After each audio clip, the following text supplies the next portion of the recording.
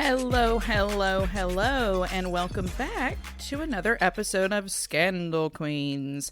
It is me, EB, the host you love or love to hate, and, well, it looks like the glitz and the glamour of award season is quickly fading. That is right, as you've probably guessed. From the title up at the top, we're beginning to see a troubling image emerging through the dust of the Oscars and the Actors Awards.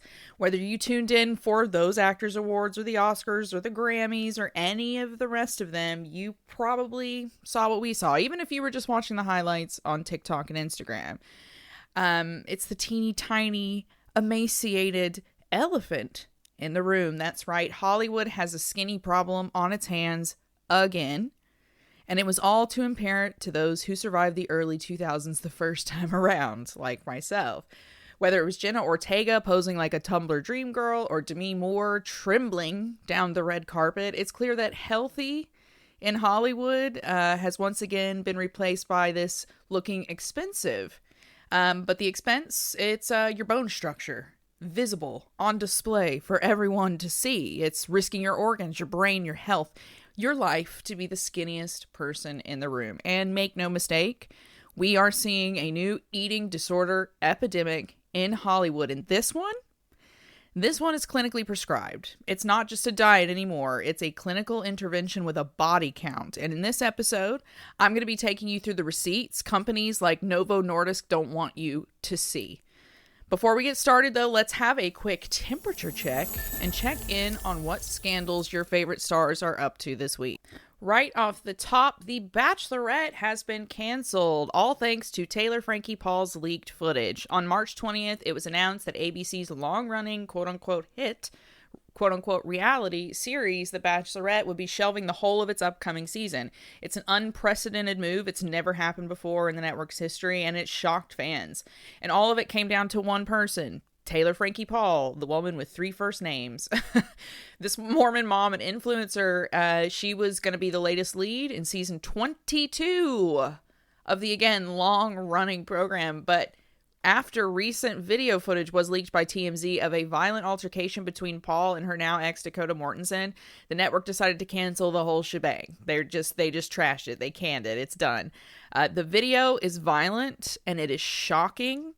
And in it, Paul's young daughter seems to be struck by a bar stool that is thrown by Paul. Now, I'm going to play you a small part of the clip here and now. I'm not going to play the whole thing. I'll just play a small part of it and you will see how crazy, like, what I'm talking about. Obviously, this is a podcast. You can't see it. So if you would like to see the clip in full, make sure you join me over on my Patreon, where I will have this clip, some other clips that we'll be talking about today, and a whole bunch of extras and deep dives that go along with what we're talking about this week. But let's go ahead and just listen to a little snippet of this video of Taylor Frankie Paul, apologies, getting into a fight with her ex Dakota Mortensen in what appears to be like a quite nice house, with her small daughter sitting on the sofa witnessing all of this. See, Taylor, this is all you do. It's the only thing you know how to do. Okay. Holy It's okay. I don't give a Let me go. Stop. Dude, leave me alone. Now, that's just a few seconds of the clip, which is a little bit longer. There's probably about 30, 40 more seconds to that. But it's truly alarming. In that clip, you see Taylor Frankie Paul lunge at Mortensen. She grabs him by the hair and just really, like, roots in there and starts ripping him around by the hair. And then at the end of the video, it culminates in her picking up these bar stools from the kitchen and just slinging them into the living room where her daughter is sitting on the couch, and eventually seems to get hit by one of these stools. That's what appears to happen. It is truly alarming. It's really rough stuff. Now, we don't know the full context of the situation. According to some sources, that video clip was allegedly leaked by Mortensen, who was this Paul lady's ex, and the video allegedly took place after Paul had already been subjected to hours of abuse at the hands of her ex. Allegedly, she had been locked in a garage at one point and had peed herself and all this other stuff, but we don't have any proof of that. We don't know if that is true or not. That's just kind of rumors and whispers that are taking place around it. I will say, for my personal part, and for those of you who are on the Patreon, you'll see this in the video, but she looks intoxicated. She looks and sounds intoxicated and just completely like, if you heard dog trainers talk about dogs going into that like red zone where they just don't see anything anymore and they're just in attack mode, she seems like that. She seems like a drunk woman in that mode, but who knows? Right now, nothing is clear. All that is clear is that we can hope for the best for her 3 children. This woman has 3 children behaving this way, drunk and violent. Even if this is her reaction to abuse, this is not any kind of behavior that should be displayed around her kids. You don't do that. You get your children and you leave if that's the situation. But let's hope her children don't have to witness any more violence like that. And if you want to see the full clip, again, I'll have that up on my Patreon and on my TikTok for subscribers. Next up, Zendaya made a rare moment of speaking out publicly about a topic that's close to her heart after dozens of AI-generated photos of she and Tom Holland flooded the internet after it was leaked by Law Roach that the two of them had basically eloped, that they had married in secret in a secret ceremony.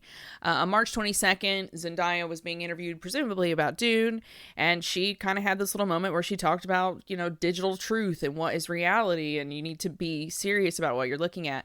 And it was all over these photos, which depicted the young couple in this kind of lavish, stereotypical destination wedding, and apparently it fooled a lot of people, even people close to Zendaya, because in the interview the Euphoria star said that she was getting messages from people she knew in real life who were saying, wow, your wedding photos are so gorgeous, congratulations, and she had to reply, this is a direct quote to them saying, babe, they're AI.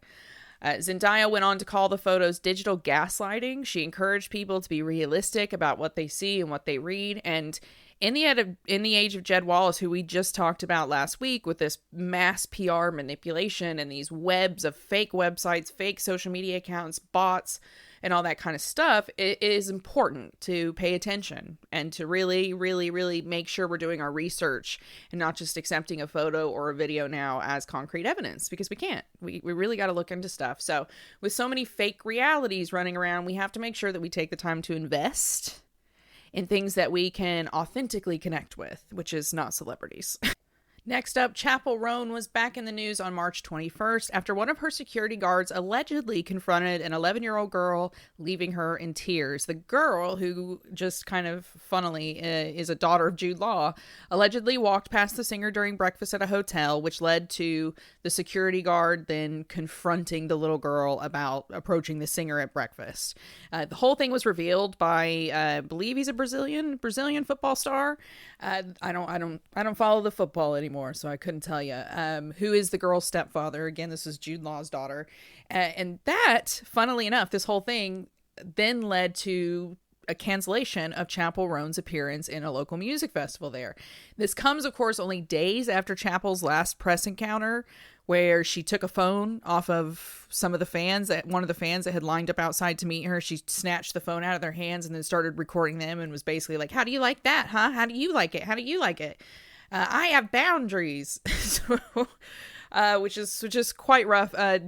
These rough press encounters, of course, are nothing new. We've seen her, explode on one of her assistants on the red carpet. We've seen her confront the press before and yell at the press. But this time, she has actually gone on the record to defend herself, saying in a video that she recorded from a hotel bed that the security guard was not hired by her. She didn't tell him what to do. She basically has nothing to do with this, and she didn't mean for that to happen, and these people didn't deserve that, and yada, yada, yada, yada, yada. Just no accountability at all. Whatsoever. It's the whole video smacks of "it's not my fault," which just kind of leaves some big questions in my head. I don't know if she's really in a place to take accountability, but look, celebrity is not an easy job. It's not an easy job. I think some people think it's this very glamorous, wonderful thing. Horrific. I would not want to be a celebrity. I would not want to be a celebrity. It's very difficult. It's very busy. It works more like a gilded cage, as we've talked about every week. It's not for everyone. Just like being a pilot or a surgeon is not for everyone. Being a celebrity, maybe, potentially, not an ideal career for people who want privacy, who want to be left alone, who want no one to recognize them in public, no one to speak to them in public. Like, if you want to just make money, like put music out when you put it out, make money and exist anonymously, you should have been a producer, darling, or you should just like be building a YouTube following and not have chosen to be a super mega pop celebrity with a super mega record label behind you. You know what I mean? So maybe it's time for us to start questioning that, and not it's not just for us either. Maybe it's time for Chapel to ask herself those questions as well, because I'll tell you what, she does not seem happy, comfortable, or whatever in this role. Like she doesn't seem like she's enjoying this. So why do it?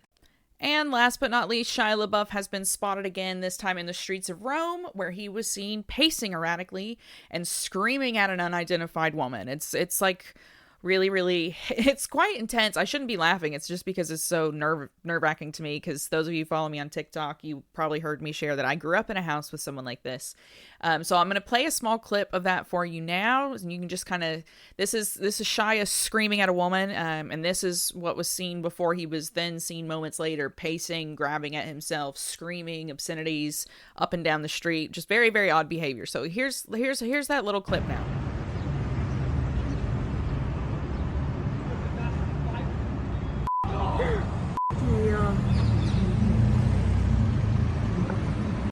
So in that little clip, what you see is Shia sitting against the wall outside on like a little terrace outside of a cafe.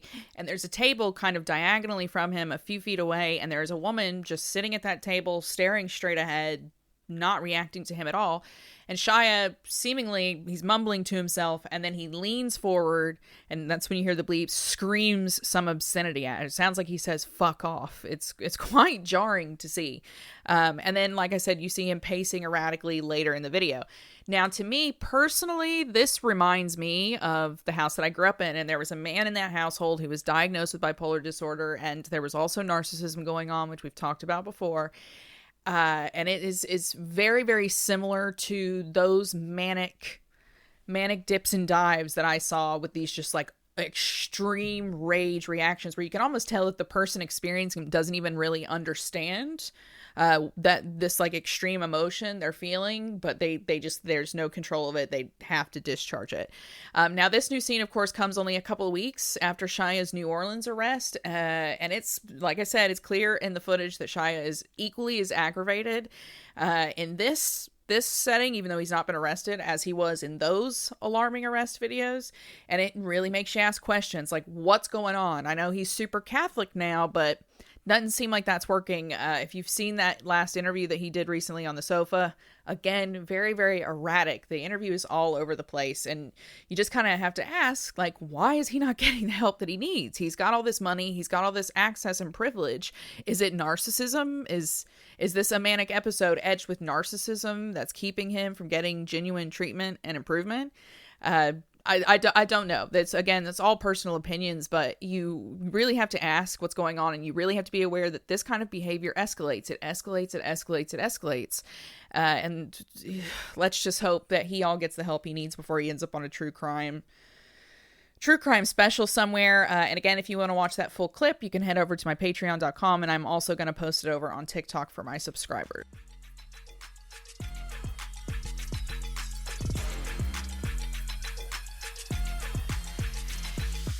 All right, so let's just get right into the good stuff.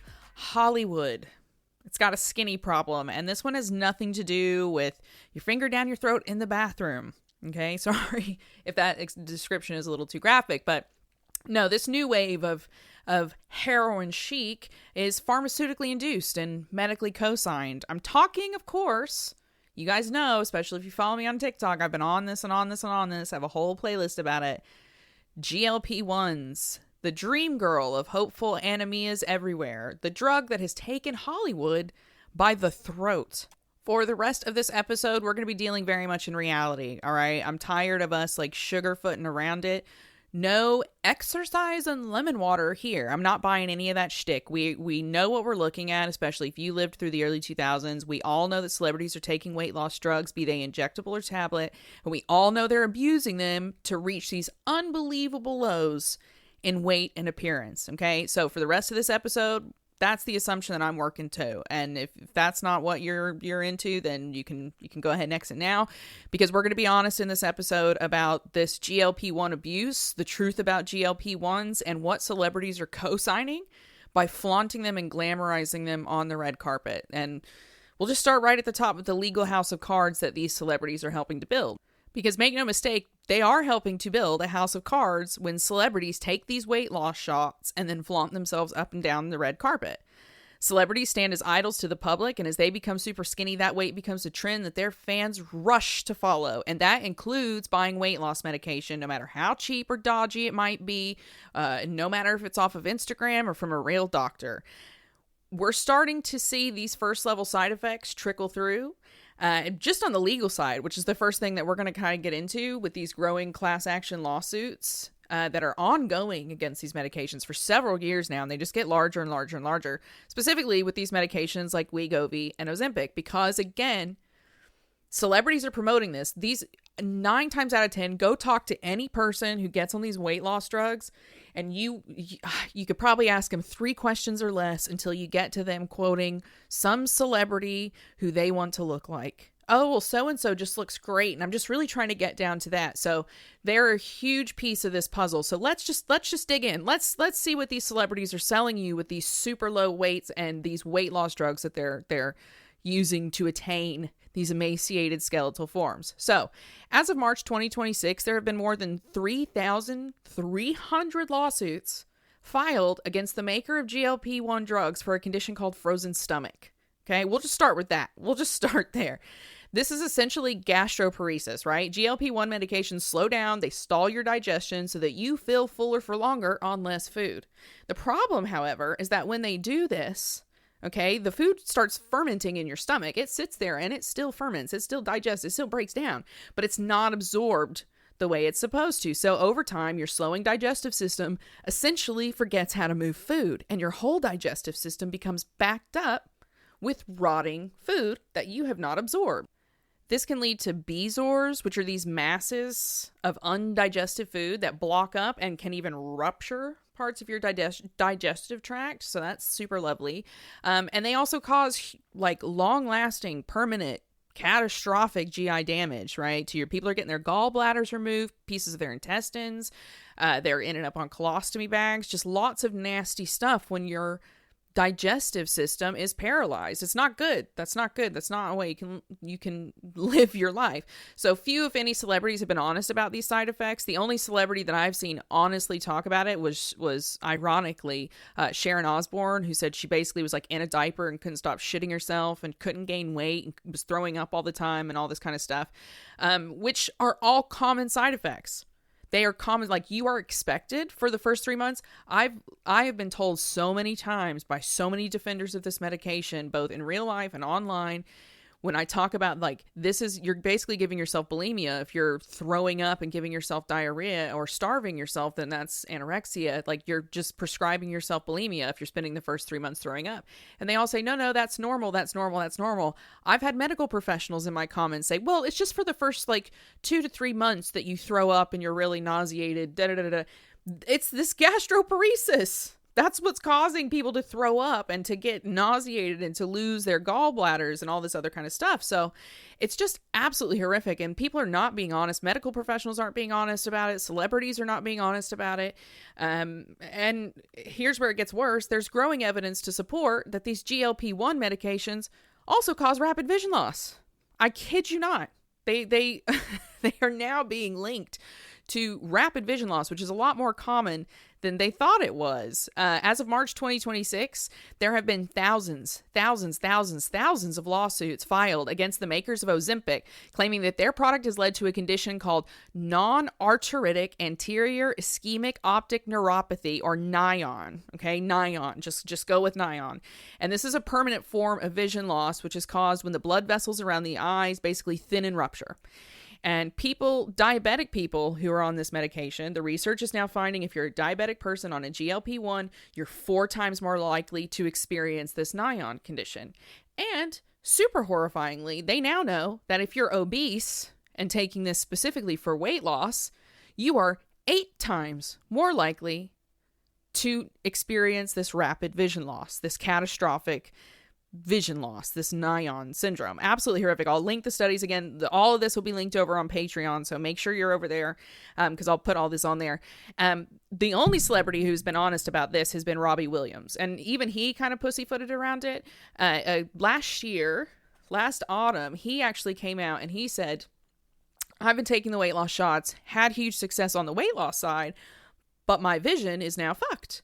And he said that when he does a show, he can't even see the faces of the people in the front row anymore. And he said that he has all these like glitzy, glamorous friends who are on these weight loss shots who also are experiencing this vision loss, which is just absolutely scary. They say like their vision decreased rapidly on these shots. So we're seeing all these glamorous, red carpet events, and these celebrities look skinny and rich and fabulous, and they're wasting away in front of us. They're losing their vision.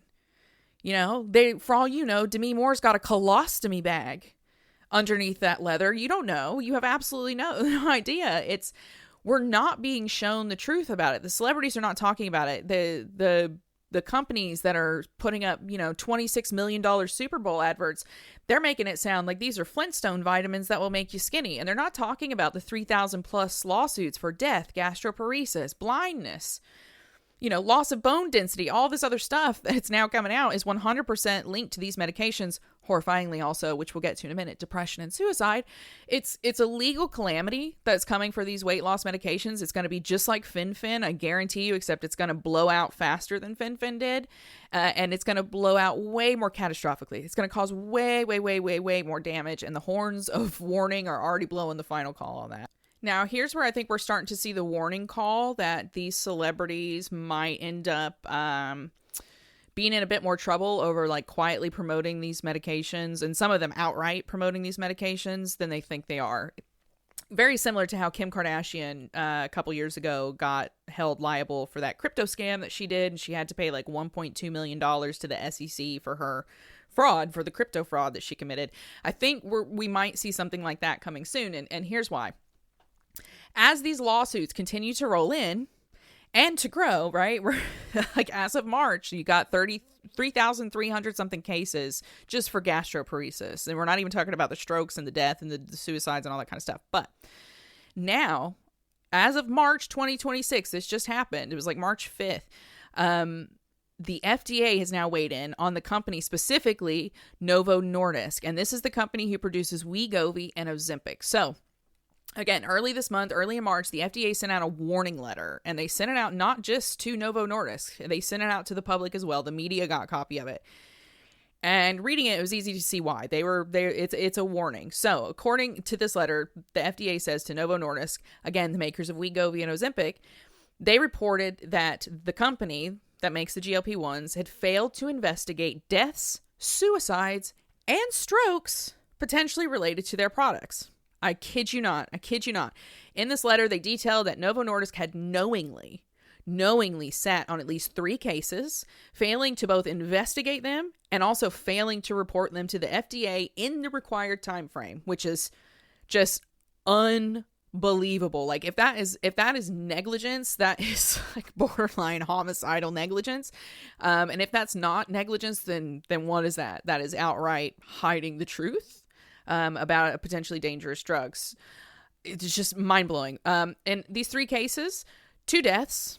2 of them are deaths. I think one of them involved a stroke. And then one of them was, and I quote, a completed suicide that the FDA believes is linked to these drugs. All three of them linked to Wegovy and to Ozempic. While this company, Novo Nordisk, was running a $26 million Super Bowl ad, that they were able to produce an ad and get that in on time, right? They were failing to investigate and report deaths that the FDA claims could have been caused by this weight loss medication that people are just buying off of Instagram.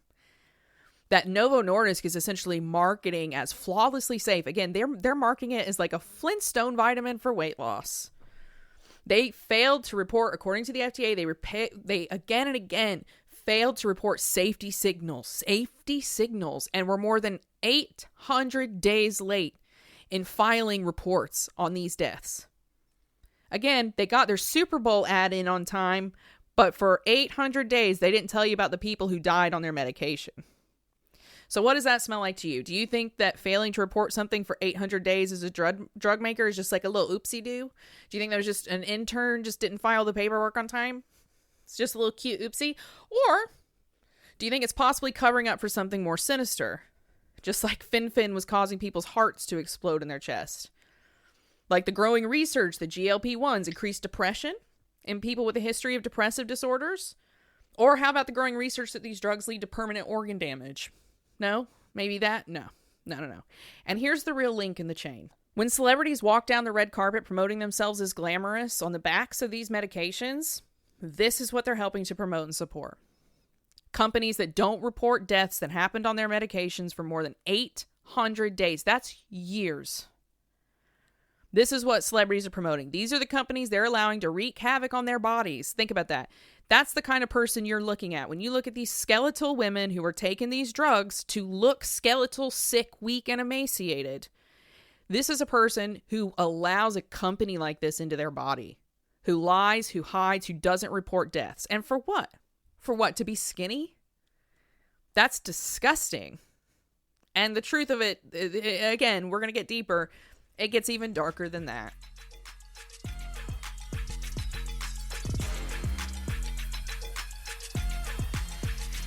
So you've heard me use the term heroin chic a few times, and there's a really good reason for that. The trend we're seeing now isn't new. It's a hollow echo of an even hollower time. I'm talking, of course, about the super skinny aesthetic of the early 2000s. Back then, if you wanted to be beautiful, you had to be thin. Not just thin, but skeletal. Hip bones, ribs. All of them had to be on show if you wanted a chance of being considered the hot girl, right?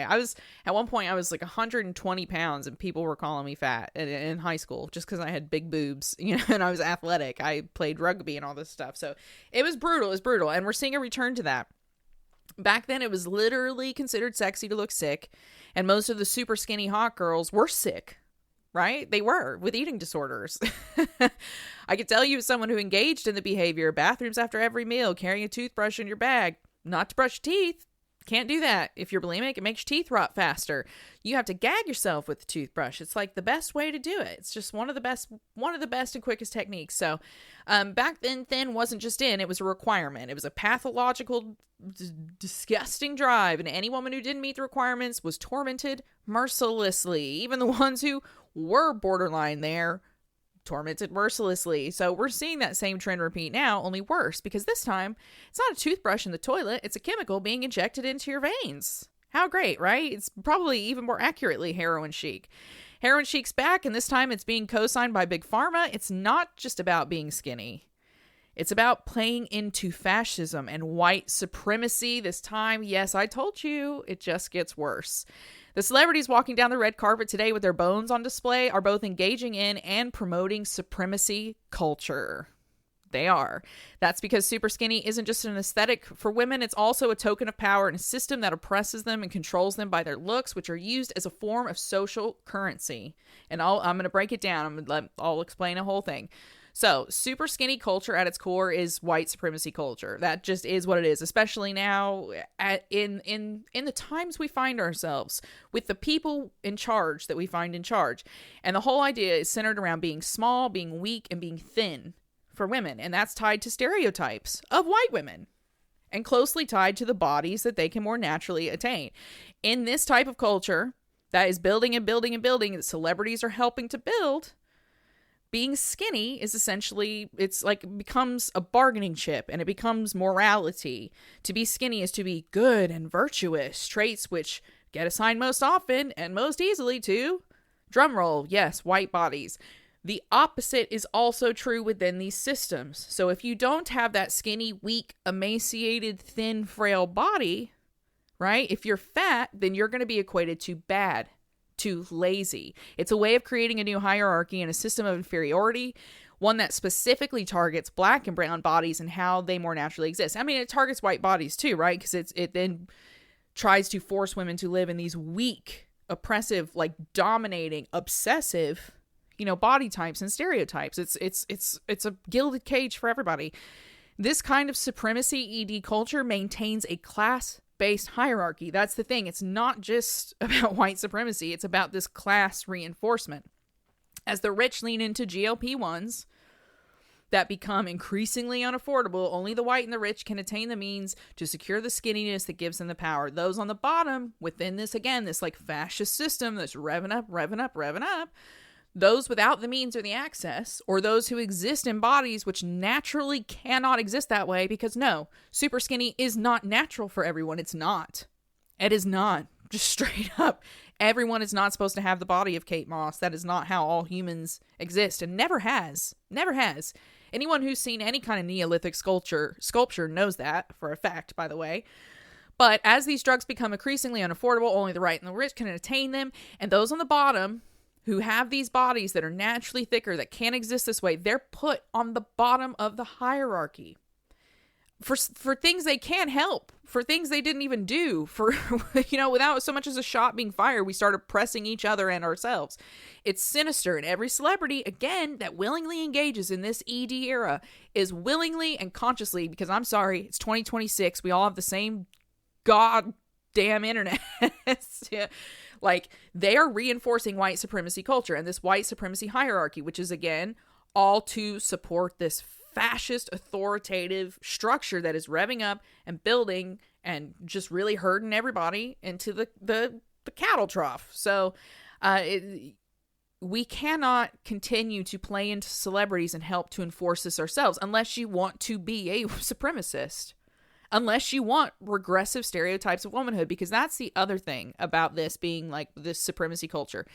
It's not just about like women fitting a white body type to appear a certain way to get the hierarchy. It also reinforces all the conservative stereotypes around women. It helps to bolster this horrific growing trad wife movement. When women are small, when they're weak, they can't fight back against bigger, more powerful threats, right? No human being can. It doesn't even matter if you're a man or a woman. If you're starved and you're sick, you're going to have a harder time standing up against an opponent who is not starved, okay? That's why they starved people in concentration camps. You think they were going to keep them all well-fed? No, well-fed prisoners are going to riot. You got to keep them weak. You got to keep them sick. You got to keep them distracted. Weak prisoners on the brink of death can't riot. So tiny, emaciated women are being paraded before us as beacons of feminine delicacy. They're ballerina farm, their submission is tied to their skinniness. It's tied to their petiteness. But in truth, they're weak. They're famished. They're emaciated. They're anemic. They're fucking starving. And that's the point. That is the point. When you are that weakened, you become that woman. You can't fight back. You become that stereotype of a woman. So it keeps you in a loop of obsession in which you can't stand up for yourself. You're too busy running to the bathroom to throw up or to weigh yourself or to make sure you're only eating 1 gram of chicken or you're only having 1 bowl of oatmeal a day. When you engage in this, you basically defeat yourself and play right into the hands of supremacy and authoritative fascist governments.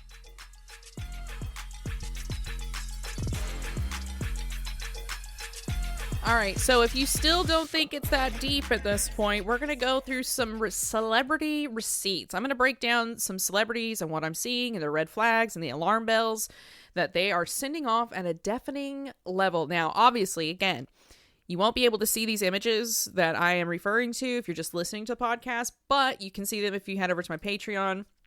I'll have some extra audio notes. I'll have clips of everything we've talked about today. So if you actually want to see these images, you can go over to patreon.com/Nooska, join me there. But you guys most of you listening to this probably know. So just picture this person in your head and just follow me. You can go and Google this stuff after you listen or while you're listening, whatever. Let's just dig into it and let's really get into the meat of the age of Heroin Chic and these characters that are reinforcing these wonderful new things.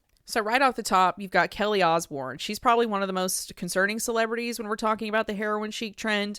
For those who don't know her, Kelly is the youngest daughter of late rock legend Ozzy Osbourne. She's pretty much lived the whole of her life in the public eye. I mean, she was a teenager on the Osbournes. She's gone on to do fashion programs and her own shows and all this kind of stuff. And she had a short-lived music career. But now she's become a buzzword in recent months for GLP-1s. Abuse and eating disorders, and it's not hard to see why. If you look at the pictures of her, it's completely alarming. When you look at Kelly, you can see clear signs of someone who is not well and who is probably, allegedly, in the throes of what looks like a very serious and advanced eating disorder. I mean, she's talked about it before. She had a bariatric sleeve before. She has had eating disorder issues in the past. She's talked about this, and we've seen fluctuations in her throughout time. So we can take a pretty good guess at this dramatic new weight loss. It's just horrible. Like, we can pretty much guess that it's tied to GLP-1 use.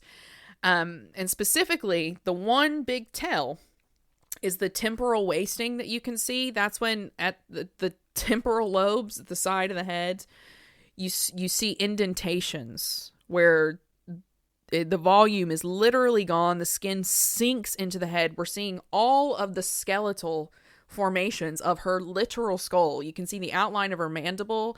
At certain angles, you can see the skin stretched over her teeth. Like, I'm not kidding. You can see the bulge of her teeth at the bottom of her mandible. It's really, really, really, really, really kind of alarming. But the temporal wasting is the big giveaway, because when the flesh around the sides of your head starts to sink in, creating that hollow look around the skeletal frame, it's not just alarming because you're like, holy shit, I'm not supposed to be seeing your skull, but it's also a pretty good sign that there is some kind of rapid drug-induced volume loss, such as you would experience with GLP-1s. And she's the big scare. If you're really looking for proof of everything that's going on, you can start there. Now, having this conversation, and I don't care if her fans come after me for this, because whatever, but Ariana Grande, you know, you can't really have this conversation without talking about Ariana Grande, because she was kind of leading this now for 2 years. Though she's been out of the media by and large for the last several months, she's long been one of those celebrities that I think is born kind of the most obvious markers of someone who is unwell and potentially in the throes of ED. She reminds me so much of Karen Carpenter. It's absolutely crazy, because Ariana's talented. Whether you like her music or not, her voice is absolutely, like, the things that she can do with her voice is incredible. Just incredible. She's incredibly talented, but whew, there's it's sad. Despite going on press tours and explaining that she's the healthiest that she's ever been, you know, fans have, it's even her fans, they have been concerned for a long time. And I've seen her fans, I've had them in my comments pointing out things that they see. They see the thinning hair. They see that thin, fuzzy hair. That's like the what do you call it? It's called like lanudo or something. It's the hair that newborns have covering their body. And just straight up emaciation. And I will tell you, as someone who dabbled with bulimia way longer than she should have, to me as well, it's alarming the way she dresses. She will be in a hot climate. Like, I've seen her in rehearsals and everyone's sweating and she's head to toe in sweaters. Like, she's got leg warmers on. She's got sweaters, jackets. I've seen her calling for extra jackets, calling for extra sweaters, wearing just big, chunky, lots of sweaters all the time. Big alarm bells, because you're freezing when you're starving yourself. You get so cold all the time, all the freaking time. And then also you want to hide your body because you're so keenly aware of all your flaws and imperfections. And also, and I don't know if this is true, because they consistently hide her stomach. If you notice, basically everything she wears always hides her stomach. They like to show her collarbones. They like to hide her stomach. And again, as a bulimic girly from the early 2000s, that screams to me, I'm trying to hide the swell of my Mia belly. Because for those who don't know, when you're heavy into bulimia, you get really skinny, but your belly swells. It bloats, because when you vomit a lot, your stomach bloats. And the skinnier you get, the more obvious that bloat becomes, and you've got to compensate for that. And that is big clothes, baggy clothes, things that are high-waisted, that are billowy on the bottom. So if none of that is enough to raise alarm warning bells, then perhaps her Tumblr is, because that's surfaced again. Her, like, mid-2000s Tumblr, which is literally a thinspo eating disorder Tumblr. It's like her and her friends posing in skinny poses for thinspo content. It's absolutely horrific. And, you know, it's like, it's the whole nothing tastes as good as skinny feels. So, big warning flags there. And last but not least, I don't think we can have this conversation anymore either without talking about Demi Moore, because that seems to be the utter collapse of any womanly sense in entirety. Just like lost. She's been on red carpets lately looking so frail and so thin that she might blow away. It's been shocking because since what was it, Private Jane or G.I. Jane, like, she's been known as having this like fit, lean, healthy, like, not muscular as in muscular bodybuilder, but like a lean woman that like probably runs and climbs and like does yoga and stuff like that, you know, like a naturopathic kind of build. So we've suddenly seen her just looking completely emaciated. She looks like the wraith twin of herself. And not only is the A-list actor entirely too thin, she also seemed to be like, if you watch the one, I can't remember, it was like the SAG Awards or something, I don't know, but she's got this huge black ball gown on, which is absolutely swallowing her, and she has never looked older. Not in her face, in her body. Her face looks amazing, great work, fantastic, she's beautiful woman, but she looks like an 80-year-old woman in her body. Like, she looks like she's struggling to walk. They zoom in, she looks like she's trembling, struggling to hold herself up. It's the same kind of thing that I think we saw with Christina Aguilera, where she was always like, anytime you saw Christina Aguilera walking in like 2024, 2025, she had someone hold her hand. On stage, every time she moved, a man would come down and escort her, hold her hands. These women can't walk. We just saw it with Oprah as well. Recent footage of Oprah with all this weight loss, and she looked like she was struggling to walk. Like, really, really crazy. And so overall, that's what Demi Moore is looking like. She just looks weak.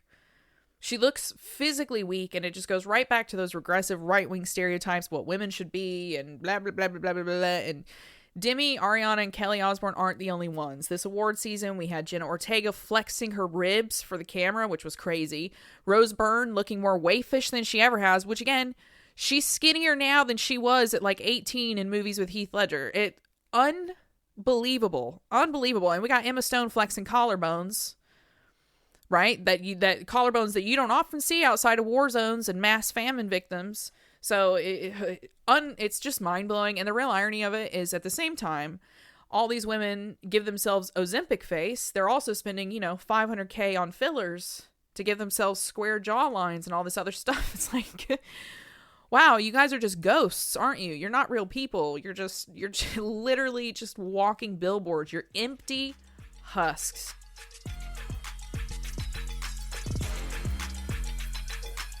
And we're getting to the end now, but I'm not gonna leave without this. Like driving home the point that if the celebrities won't tell you, I will tell you.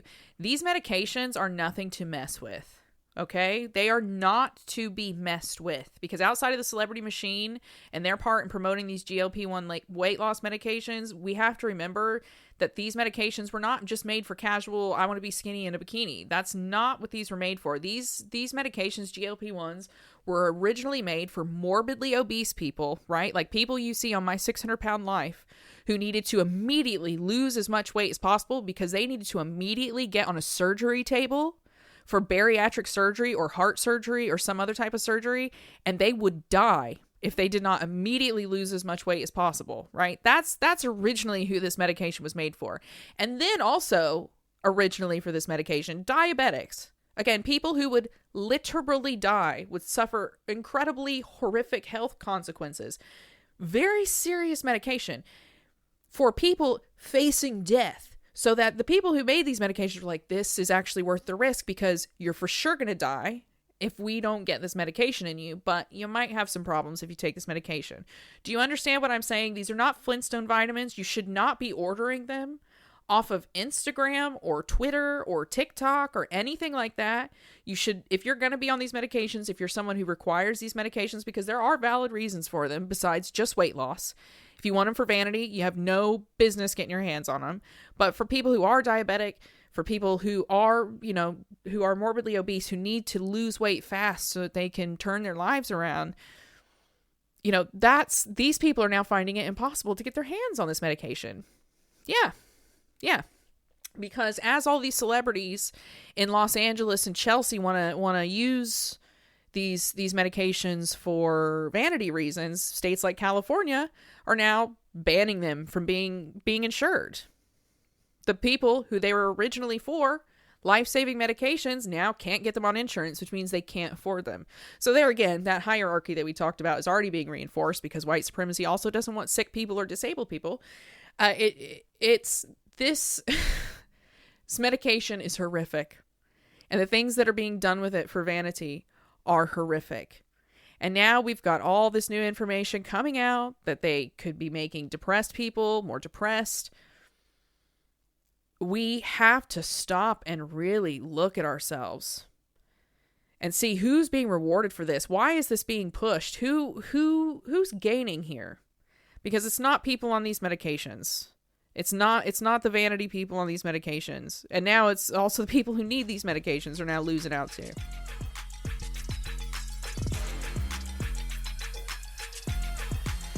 So where does that leave us, you and me? Well, it leaves us with a choice, plain and simple. A chance to either make things better or leave them exactly as they are, which we know is bad because it's already happened. It happened in the 90s. It happened in the early 2000s. We can either wait for another Karen Carpenter, we can wait for Ariana Grande's heart to pop in her chest and for her to drop dead, or we can start making a stand and take some action in the name of our own well-being and hopefully make a better world out of it. I mean, for those listening with kids, with daughters, don't you want to make it better for them? So how do we do that? How do we fight back against this new wave of social oppression, which is essentially what these GLP-1s are part of? Well, we start by fighting the beauty industrial complex. We stop playing their games. We stop giving in or believing the lies they sell us. How do we do that? Well, we stop updating our bodies like they're iPhones, okay? You don't need a new one every 10 years. You don't need that. You don't need new butts. You don't need new boobs. You don't need a new face. You don't need new lips. You don't need your ears stapled to your head. You don't need injections in your shoulders. All of that is a lie that's being sold to keep you weak, to keep you distracted, and it's time to grow up and outgrow the lies just like you outgrew Santa Claus. Please, hopefully your kids are not listening to this. Next, you got to start doing your due diligence. All of us do. And what do I mean by that? Stop looking past skinny glow. Do your research. Read the studies on the long-term metabolic rebound. The fact that 2/3 of people who get off this medication gain like 2/3 of the weight back. Read about the long-term dangers. Read about suicides. Read about strokes. Read about people who went into extreme depressive crises. Be honest. Don't just trust what a commercial tells you. Why would you trust what a salesman tells you? A salesman's a great starting place. But you don't make your sole decision based on what a salesperson sells you, right? Don't blindly believe that advert on Instagram has to tell you the truth. It doesn't. They do not have to tell you the truth. You would be shocked by what kind of gray there is just by leaving little things out. You can legally post basically mistruths. So get out there and start reading the growing class action lawsuits. I'll link them on Patreon, so there's really no excuse for not having them. If you want them all in one place because you're too lazy to scroll, then you can go over to Patreon and I'll have them there.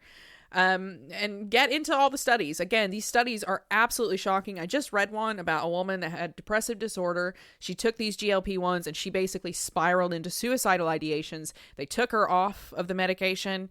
Boom. She was right back to normal, right back to like happy, normal balance. It's just really scary. Read about the damage being done to internal organs, bone density, muscle mass. And when you're done with that, talk to people in the real world. Get out there, have conversations, listen to people who are speaking out about these medications. I mean, like I said, Sharon Osbourne was saying like, yeah, it almost made me shit and vomit myself to death. Listen to disabled people who are trying to warn you about these medications, what they do, how they can't access them. Listen to ED survivors and early 2000s survivors that have been through this. Be in community with other people so that the confusion and the collusion of marketing doesn't distract you and confuse you. Anchor yourself in truth and knowledge so you don't fall for the sham. Your body is not a trend, okay? Don't let a boardroom in Denmark convince you that your survival depends on their weight loss syringe. And that is going to wrap up today's autopsy. Whether it's the shadow Jedi, like Jed Wallace, manipulating your FYP, or pharmaceutical giants, ignoring the receipts on patient safety, again, we've come down to the same message. The pedestal only stays standing as long as we refuse to look at the cracks. Do not let the curated nice guy act or the ethereal aesthetic gaslight you into ignoring what you're looking at. You know what you're seeing. If you're ready to stop being the supply for someone else's ego and you're ready to start digging deeper into the systems of influence we discussed today, here's how you can stay connected to the truth. You can join my inner circle if you would like more deep dives on research papers, the Narcissist Playbook, translations. I've even got like breakdowns of the Taylor Swift marketing and why you hate the housewives, why the housewives have gotten so icky, kind of emotionally and psychologically. You can head over to therealebjohnson.substack.com. That's where the heavy lifting happens. That is essays, baby. If you're an essay reader, head over there to my Substack. Now, if you want the unfiltered receipts to hear full, unedited Jed Wallace tapes, or to access bonus long-form breakdowns, or just want to listen to ad-free episodes of this podcast, join my community over at patreon.com/Nooska. Your support there helps keeps this show independent and immune to shadow PR Sith Lords like Jed Wallace. If you just want bite-sized updates, follow the chaos in real time over on TikTok or on Instagram. You can find me at The Real E.B. Johnson on both platforms, and you can also just follow Scandal Queens on Instagram if you want, at Scandal Queens Podcast. I post snippets, red flags, glitches, announcements, updates, so make sure you're following me over there for that little bits and bobs. You can also support the show. If today's episode helped you see through the spin, please take 30 seconds to leave me a 5-star review on Apple Podcasts and Spotify. It's the best way, the easiest way. It's free, doesn't cost you anything, just takes you like 2 minutes or less.